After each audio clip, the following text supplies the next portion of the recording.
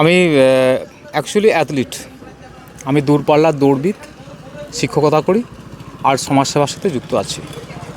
আজকে আমি যে এলাকার প্রার্থী, কেশিয়াড়ি বিধানসভার আমি যে প্রার্থী এবং কেশিয়াড়ি বিধানসভার অন্তর্গত দাঁতনের ঘোলাই মাঠে আমাদের যুব সমাজের হার্টথ্রোব অর্থাৎ আমাদের যে সেনাপতি, তিনি আজকে ঘোলাই মাঠে আসছেন এই বিধানসভা ক্ষেত্রের। তো আজকে এত আনন্দ লাগছে, এত ভালো লাগছে দাদাকে স্বাগত জানাবার জন্য।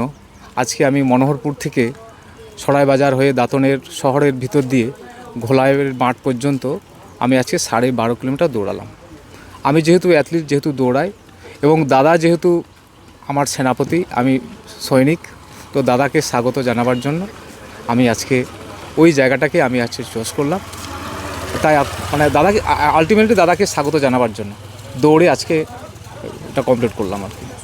আর এর সাথে সাথে একটি বার্তা আমার দাদাকে স্বাগত জানাবার জন্যই নয়, মমতা বন্দ্যোপাধ্যায়ের যে প্রকল্পগুলো জনমানসে সেটাকে আরও গভীরভাবে ছড়িয়ে দেওয়ার জন্য, আমি মানুষকে সচেতন করার জন্য এবং দিদির হাতকে শক্ত করার জন্য, প্রতিক্রিয়াশীল রাজনীতি বিজেপিকে উৎখাত করার জন্য এই কেশিয়াড়ি বিধানসভা ক্ষেত্র থেকে, এবং সেই জন্য দাদা যে এখানে আসছেন, সামগ্রিক বিষয় নিয়ে আমি আজকে 12.5 কিলোমিটার সকালবেলা দৌড়ালাম। এক্ষেত্রে কি শরীরচর্চারও বার্তা দিচ্ছেন?